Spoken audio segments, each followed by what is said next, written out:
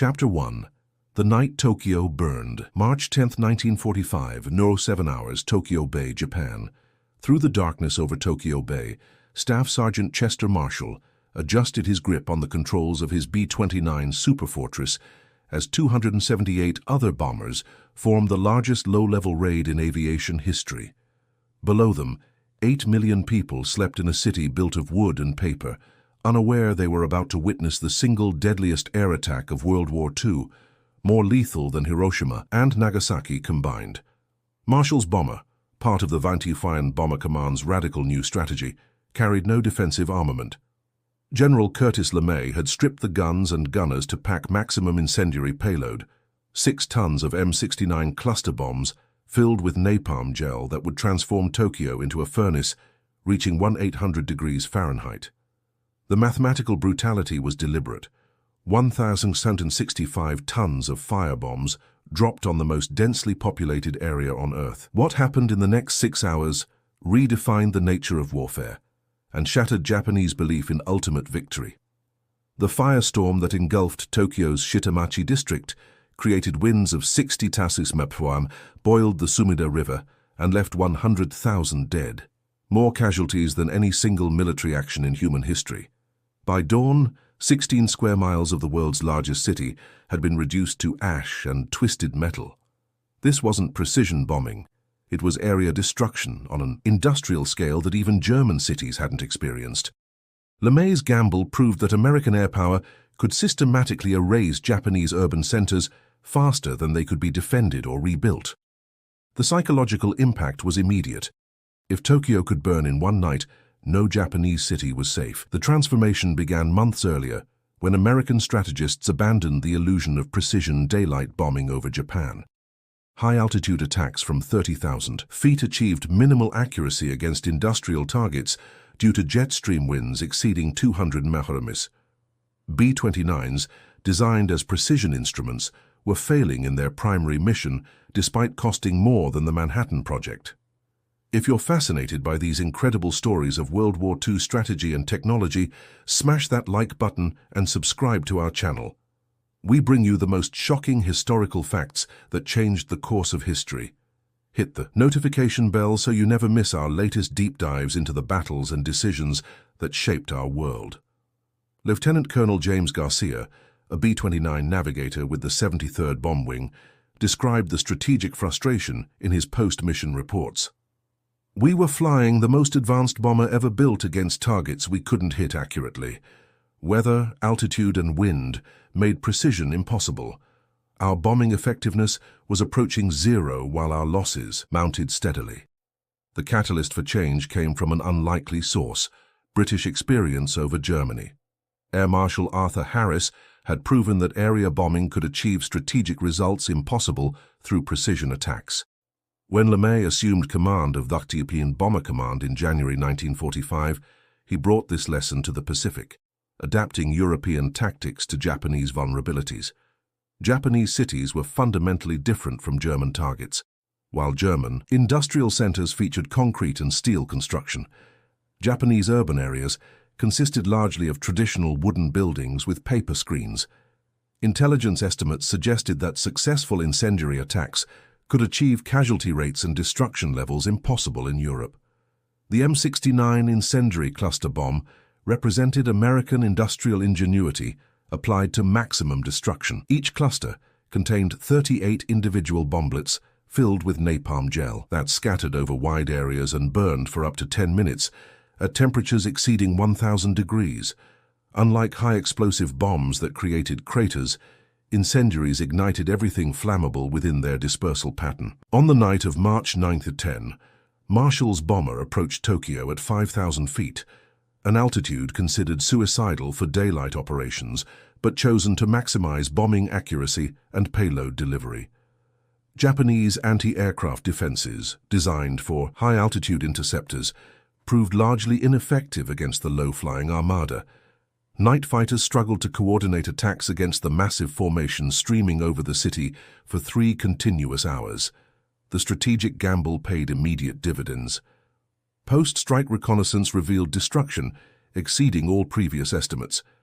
The targeted Shitamachi district containing 750,000 residents in just 4 square miles, had been completely incinerated. Industrial capacity, equivalent to 6 months of precision bombing, had been eliminated in one night, validating LeMay's radical departure from established doctrine. Chapter 2: The Science of Fire and the Strategy of Destruction.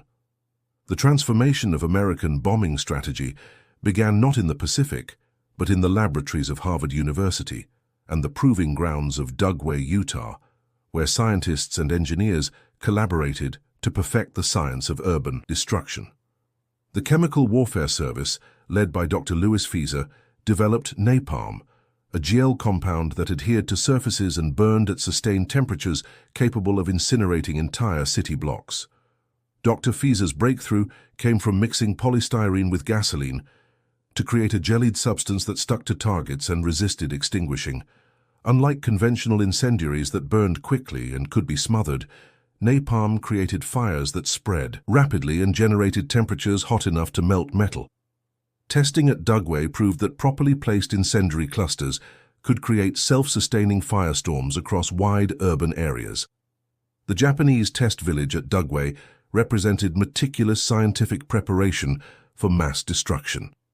Standard Oil architects and Japanese-American consultants constructed authentic replicas of Tokyo residential districts, complete with traditional wood and paper buildings, tatami mats, and furniture arrangements. Repeated incendiary tests determined optimal dispersal patterns, attack altitudes, and bomb loads for maximum urban destruction. General Curtis LeMay's appointment to command 1st Bomber Command brought operational experience from European bombing campaigns and a willingness to abandon conventional wisdom.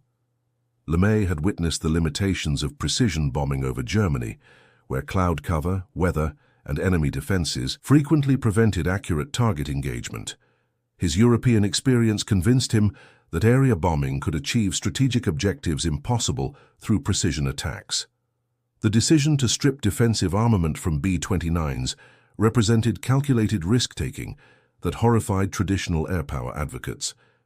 Each bomber sacrificed 6,000 pounds of guns and ammunition to carry additional incendiary bombs, a 40% increase in destructive payload. LeMay gambled that low-altitude night attacks would minimize Japanese fighter interception while maximizing bombing accuracy and urban fire damage. Intelligence preparation for the Tokyo raid involved months of detailed analysis of Japanese urban construction, population density, weather patterns, and defensive capabilities. Target selection focused on the Shitamachi district, Tokyo's most densely populated area, containing 750,000 residents in 4 square miles, primarily living in traditional wooden structures, ideally suited for incendiary destruction. Meteorological analysis proved crucial for operational success. March weather patterns over Tokyo created optimal conditions for firestorm development: dry air, moderate winds, and clear skies that would maximize fire spread while minimizing bomber navigation difficulties. Weather officers predicted that successful incendiary attacks could create self-sustaining fires that would burn for hours without additional bombing. The M69 cluster bomb system represented the culmination of 3 years' development in incendiary warfare technology. Each 500-pound cluster contained 38 individual bomblets filled with napalm gel and designed to scatter over wide areas. Upon impact, bomblets ignited and created multiple fire sources across each target area, overwhelming firefighting capabilities and ensuring fire spread to adjacent structures. Training for Operation Meetinghouse required fundamental changes in bomber tactics and crew procedures. B-29 crews, trained for high-altitude precision bombing, had to master low-altitude navigation, formation flying at night, and incendiary attack techniques. Practice missions over Pacific atolls provided realistic training conditions while maintaining operational security about the upcoming Tokyo assault. The psychological dimension of incendiary warfare received careful consideration from American planners.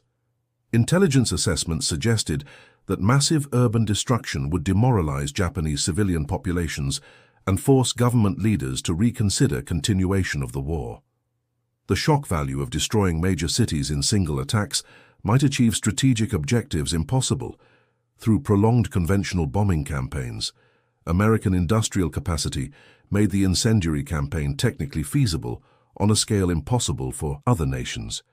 Chemical plants produced napalm gel by the thousands of tons. Aircraft factories delivered B-29s faster than crews could be trained, and munitions facilities manufactured incendiary bombs in quantities that dwarfed all previous production. The material resources for systematic urban destruction existed in abundance. Chapter 3. Operation Meetinghouse, Death from Above. At 17:35 hours on March 9, 1945, the first B-29 Superfortress lifted off from Guam's Northfield airstrip, beginning a 6-hour flight that would culminate in the deadliest single air attack in human history. Over the next 2 hours, 278 additional bombers followed, each carrying 6 tons of M69 incendiary clusters specifically designed to transform Tokyo's wooden districts into a furnace of unprecedented destruction. The formation approached Tokyo at 7,000 feet, an altitude that shocked Japanese defenders accustomed to high-altitude attacks. This low-level approach, personally ordered by General Curtis LeMay, sacrificed safety for accuracy and payload capacity. Japanese anti-aircraft guns, positioned for high-altitude defense, could barely depress to engage the incoming bombers. Night fighters struggled to coordinate intercepts against the massive stream of aircraft. Lead Bombardier Lieutenant Thomas Power released the first incendiary clusters at 00:07 hours over the Shitamachi district, Tokyo's most densely populated area. Within minutes, hundreds of individual fires began merging into larger conflagrations as the jellied gasoline from M69 bomblets adhered to wooden structures and ignited everything flammable.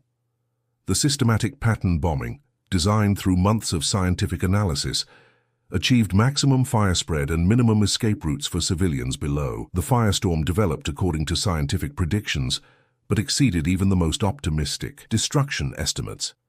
Surface temperatures reached 1800 degrees Fahrenheit, hot enough to melt copper and boil water instantly. Convection currents created winds exceeding 60 miles at Nepo that spread fires faster than people could flee and generated tornadoes of flame that lifted burning debris hundreds of feet into the air. The Sumida River, traditionally a refuge during fires, became a death trap as surface temperatures boiled the water. Captain Robert Morgan, piloting one of the final waves, reported conditions unlike anything experienced in European bombing campaigns.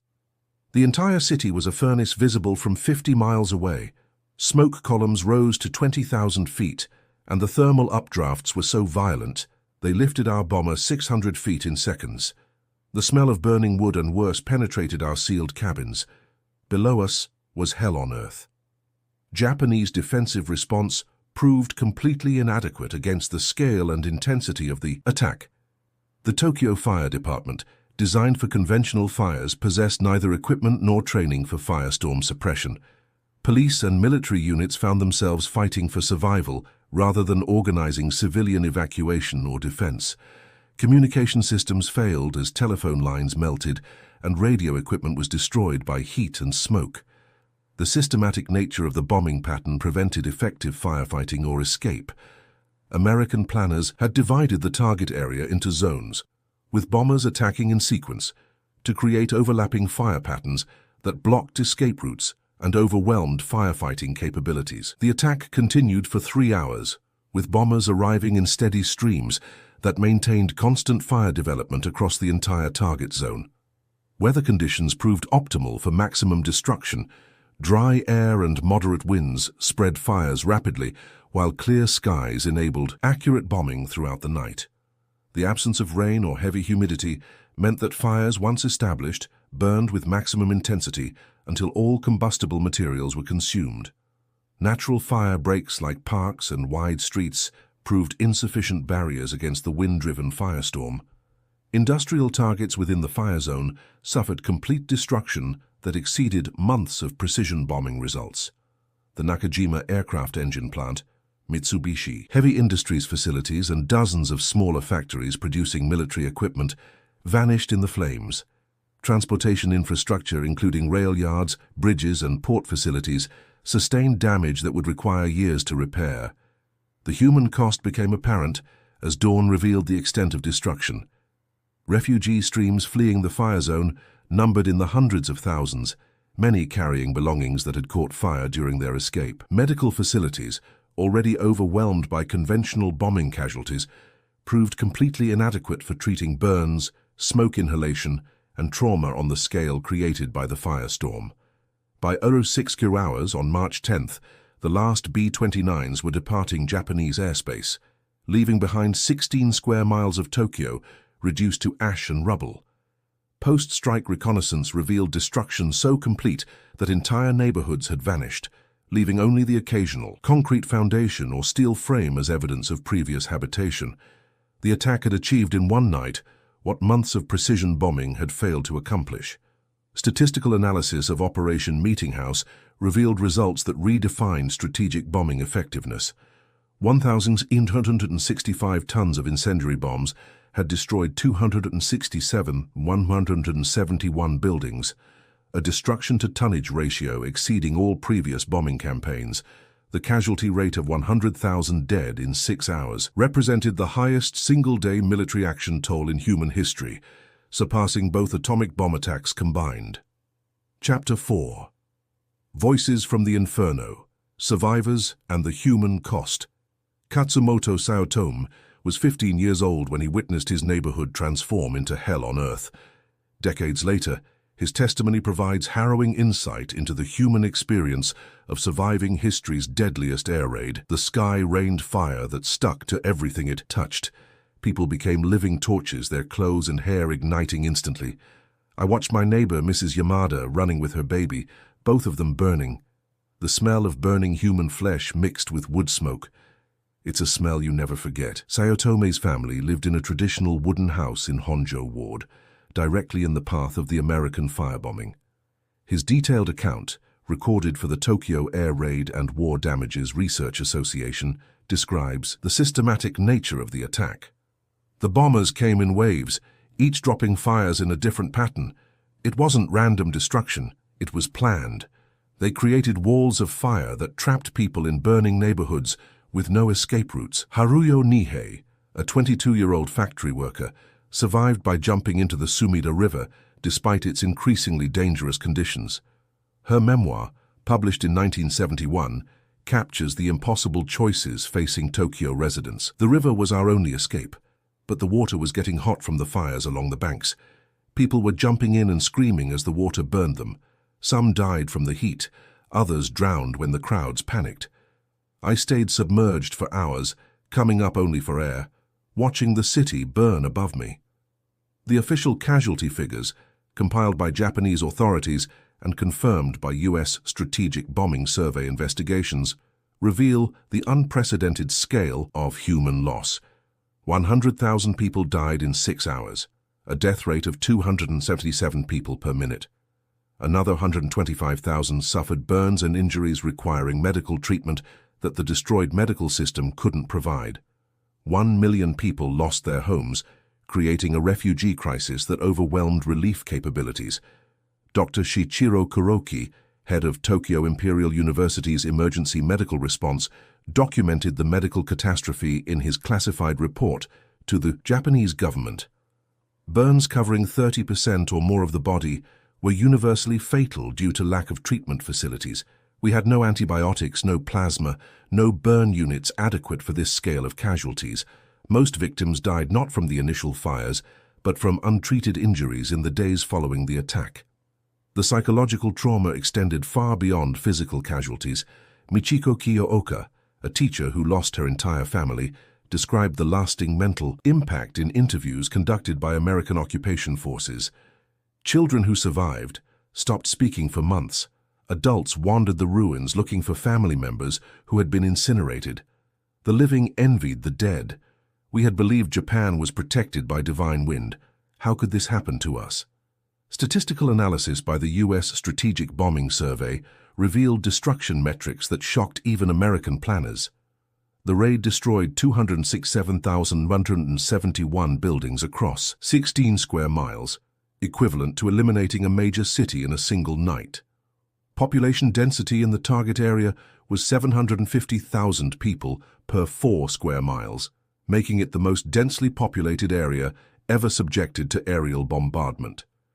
Economic impact assessments documented catastrophic damage to Japan's war production capabilities. The Tokyo raid alone destroyed industrial capacity equivalent to 6 months of precision bombing attacks. Aircraft engine production dropped 90%, electronics manufacturing ceased entirely, and transportation infrastructure sustained damage requiring years for reconstruction. The economic value of destruction exceeded $2 billion in 1945 terms. The human stories that emerged from post-war interviews reveal individual tragedies multiplied across hundreds of thousands of families.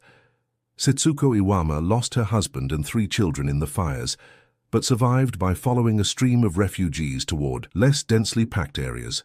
I carried my youngest daughter until her body became too hot to hold. She had died from smoke inhalation. I had to leave her body in the street to save myself. No mother should face such choices. American bomber crews interviewed after the war expressed varying reactions to their participation in the raid.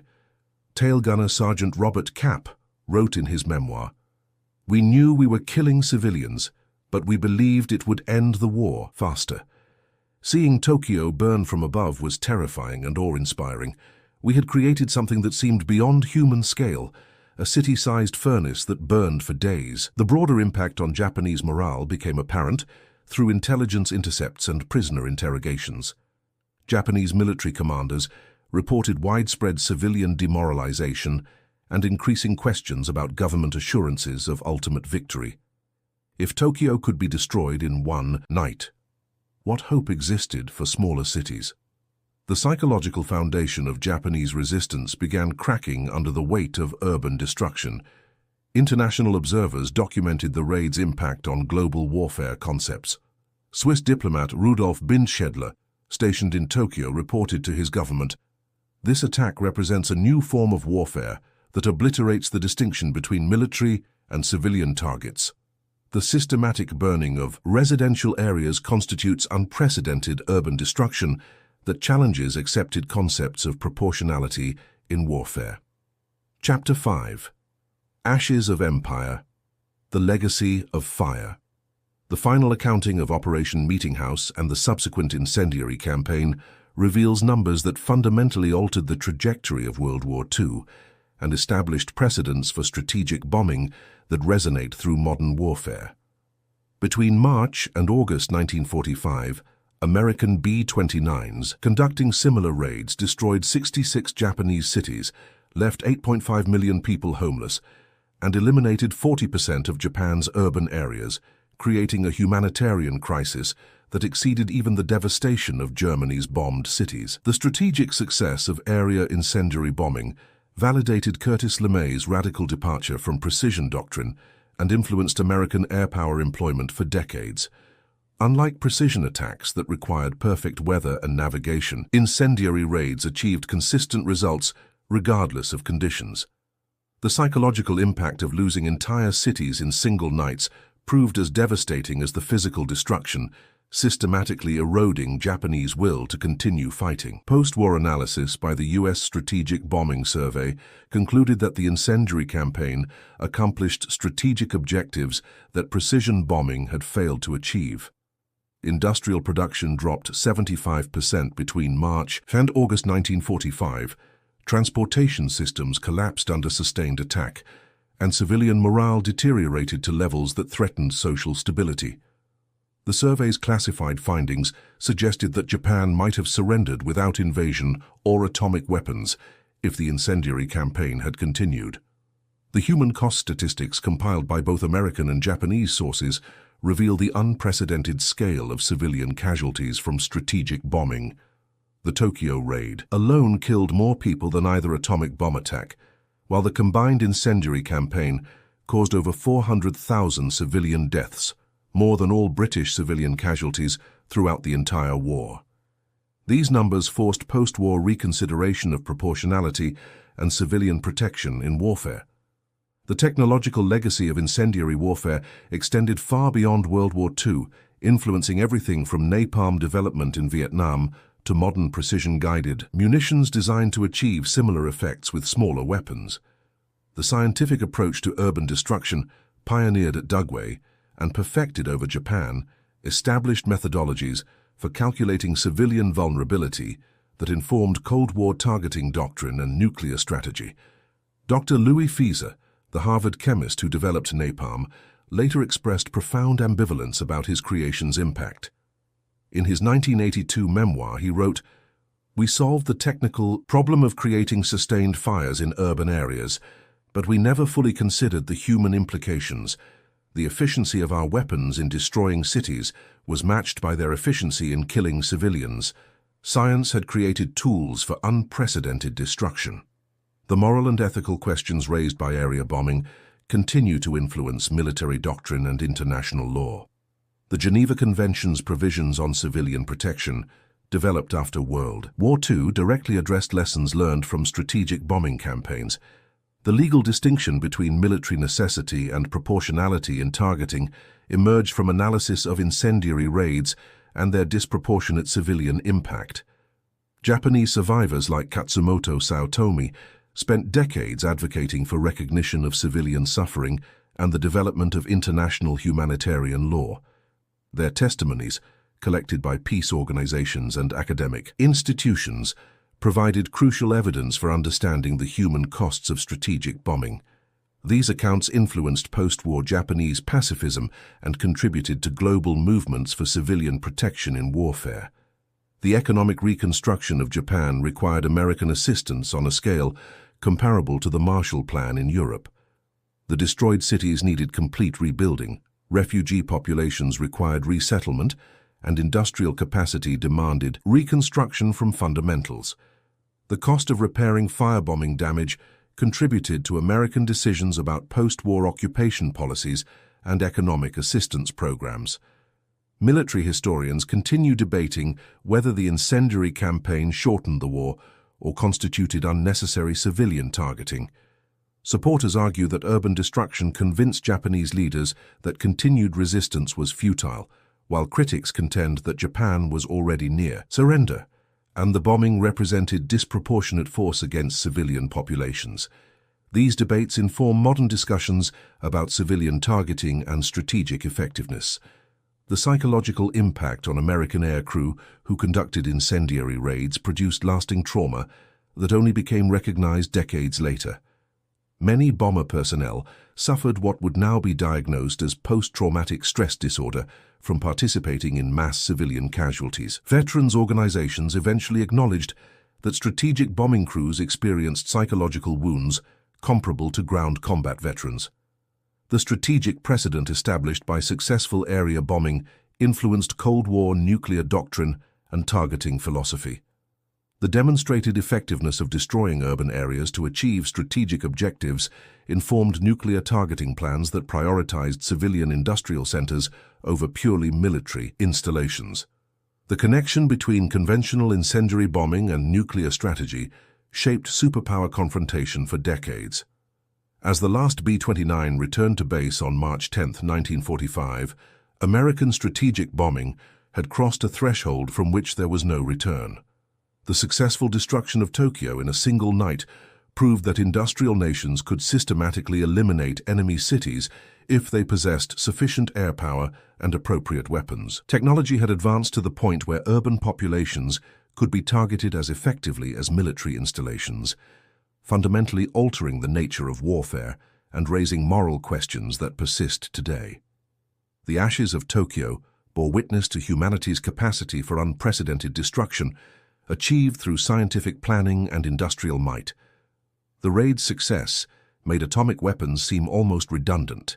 Conventional bombing could already eliminate cities and kill civilians on scales previously unimaginable.